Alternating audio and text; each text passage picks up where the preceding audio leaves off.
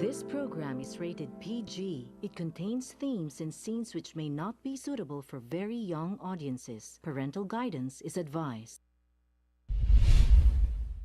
Be advised that the views and opinions of the hosts and guests do not reflect those of the station.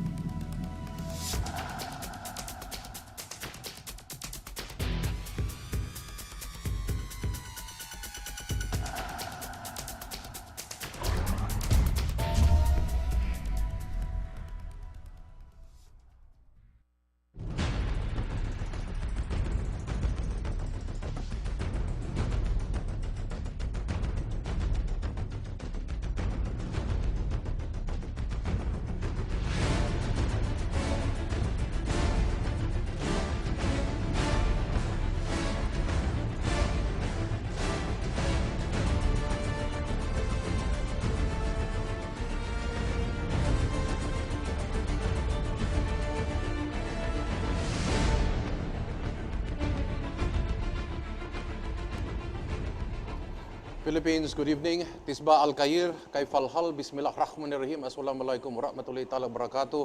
Maayong gabi sa Tibok Luzon, Visayas, Mindanao, up to Sabah. I am Eric Espina. Ito po ang inyong nag-iisang republika. We're going to diverse from the headlines and still focus on what is now titled Bayanihan Federalism. We're going to go into the nitty-gritty and the provisional suggestions that were put up by the consultative commission, and so that you be the judge, not just us, but we will go through the respective provisions as far as 1 hour can take us.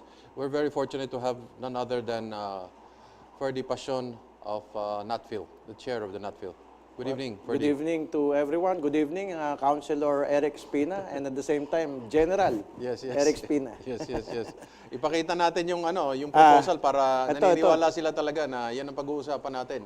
Paki-ano lang yan, yan. Paki-focus na lang. Bayanihan, federal power to the regions. Okay, thank you. So, Ferdie, first question.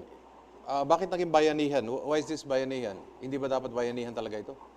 Well, of course, they want to convey to the people that the regions or the states are still cooperating despite of the obvious balkanization. Balkanization ba tawag doon? Because genuine federalism, as I have always stated in all my TV appearances, is when two or more countries or states join together to become one bigger country. Okay. Now we are already one big country. We will divide it into 18 small states or regions. This is not federalism. This is the exact opposite of federalism. And then, what you're actually trying to say is, this is the solution, the formula. But this kind of formula, is it based really on history? Because in other countries, like in the US, their federalism was born out of historical experience. That is the genuine federalism. There is a historical precedence or foundation. There are pre-existing states, or what we may call as countries, 13 independent countries that joined together in a convention to form the Federal Republic. Not yet the Constitution. A union. Not yet the Constitution. Okay. A convention to form the federal structure. Yes. And after that, it was sent back to the different states for ratification. So you mean to say they had to undergo a ratification process per state? You cannot force a region or a state to join the federal structure without the consent of the people. In this case? In this case, it's being forced upon the people. Even the regions are being forced. Imagine, Region 1, for example, where our family comes from, Ilocos Norte. If you force the people that Region 1 shall be a state or a region, then the biggest number of voters there is Pangasinan. Okay. So we will be under the Pangasinan imperialism or imperial Pangasinan. Every election, the state governor or regional governor will come from Pangasinan. Yes. The same is true with because of the number of voters, you mean to say? The sheer number of voters. And in Cavite, Cavite will rule over the entire Region 4 because Cavite has the biggest number of voters. So every time there is an election, the regional governor or state governor will always come from Cavite. It will be an imperial Cavite. Okay, so in this case, in the American experience, they had to undertake a plebiscite.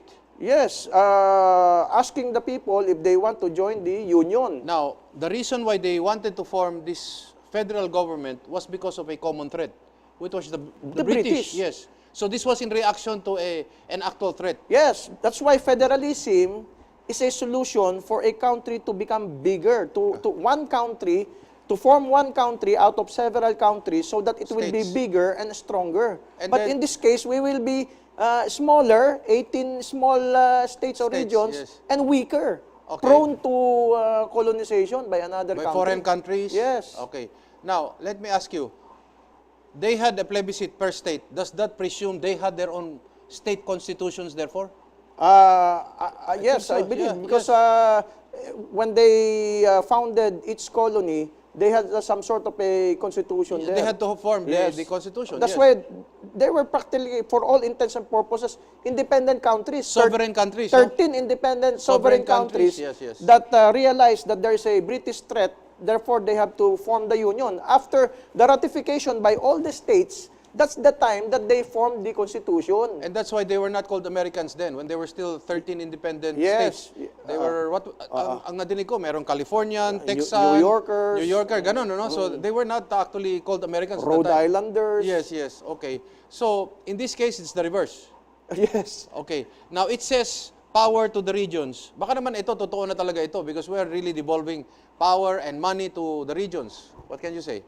The problem is, where will that money come from? It will come from the taxpayers. Okay. Now remember, at this moment in time, because of the train law, actually it triggered the inflation. They would not admit it, but train law triggered the inflation because train law imposed additional taxes on petroleum products. Okay. And as we all know, if you increase the tax on petroleum products, the price of petroleum products Everything will increase, goes up. and there is the domino effect. You know what they will answer with you? Oh, because it's all legislation is all in Manila. If this was on regions, it would not happen. How would you answer that? What kind of legislation will come from 18 congresses? Okay. Up to now, we already have a problem with too much expense. You will have 13 regional assemblies or congresses, 18. 13 ba? 18 regional assemblies 18, or congresses. This will entail tremendous amounts of money, and there are 4 Supreme Courts. Wait, ganito muna.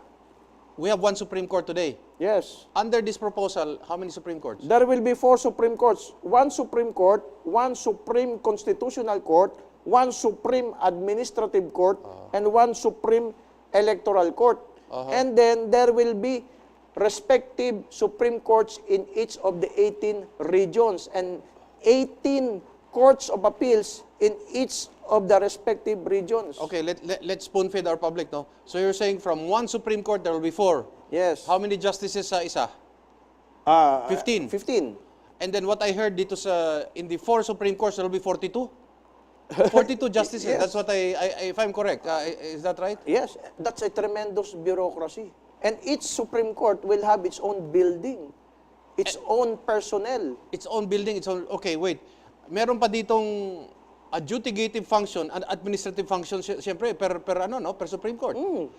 Lalong tatagal. Divisions. Meron din mga divisions Of ito. course. So, it will take more time to resolve cases rather than... So you're saying there will be 18 other Supreme Courts? And 18 Supreme Courts, aside from the 4 Supreme Courts. Plus Court of Appeals. Plus Courts of Appeals per region and Federal Court of Appeal. So I'm just trying to imagine, I'm trying to wrap my head around the costing. So how much would that cost? Trillions of pesos. That's why the economic managers themselves are trying to convince the people and the president that we should think more cautiously about this matter. Okay, I'm worried about I'm worried about, okay, we talked about the judiciary, no? We just had a barangay election. Does this talk about the maintenance of barangay captains, barangay kagawads, barangay employees, will they be there in this Bayanihan Federalism? They may still be there, but they are not mentioned. They're not mentioned there. So that means wala na. They can be abolished. They can be because wala dito. Oh, at saka meron pang yung tinatawag na Transition Commission. So you're talking The about Transition Commission can recommend the abolition of the barangays. So you're talking about close to 300,000 plus government employees, barangay captains and kagawads plus the employees, mga 300,000 plus, which may not have a job anymore. Yes, actually maraming mawawalan ng trabaho dito kasi there will be a tremendous reorganization by the Transition Commission as stated in this Constitution. Aside from the Transition Commission, meron pang Intergovernmental Commission.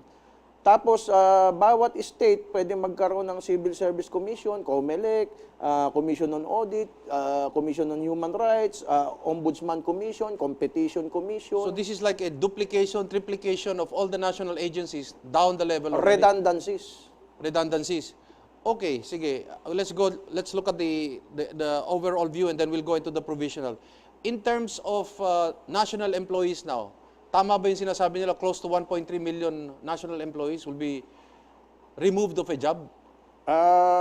Kasi pag from national to federal because of the transition there will be massive layoffs. And aside from that, this Constitution no longer mentions anything about security of tenure. Wala na? Wala na. So, even contractualization will become legal. Under the present Constitution, contractualization of labor is illegal. But under this Constitution, because it is not prohibited, it's not even mentioned, there's no security of tenure, then contractualization becomes legal. Okay. Provincial governors, about 80 plus, 84. And then they're talking about 16 regions or state regions. So from 84, we're going down to 16. Yes. And they might say that's a big savings. But there's no mention that they will abolish the provincial governors. Kasi from they can still come up with the provincial governors if they want. If they want. Pero technically speaking, out of 84 governors now subsisting, it may go down to 16 governors. The question is, kung governor ka sa isang probinsya, papayag ka bang mawalan ng Of course. ng posisyon? Of course. Katulad nga sa Region 1, malamang ang magiging governor dyan, yung taga Pangasinan, by the sheer number of voters alone. Gugustuhin ba ng mga taga Ilocos Norte, Ilocos Sur? Mawala ng gobernador? Oo, na ang gobernador nila taga Pangasinan. Okay. Senators, we have 24. What does the Bayanihan Federalism say? Ang sinasabi dito, at least 2 per region, 18 regions. So 36. At least 36, it can be more than 36. Nakalagay ba dyan? At least mabuti yung malinaw. Nakalagay ba dyan? At least 36. Ito, babasahin natin yung mismong provision. That's under Article 7 of the proposed Constitution, Legislative Department, Section 2. Every federated region shall be represented by at least 2 senators elected by the qualified voters in the federated region, provided that each region shall have the same number of senators, at least 2 senators per federated region. So, sobrang dami nito. At least? At least. Ayan, so therefore, you can have more?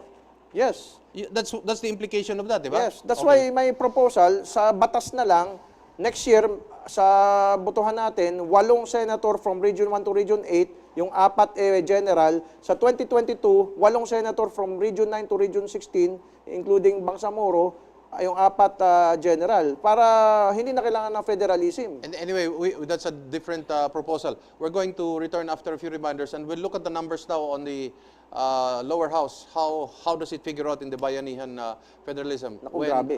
Republica returns?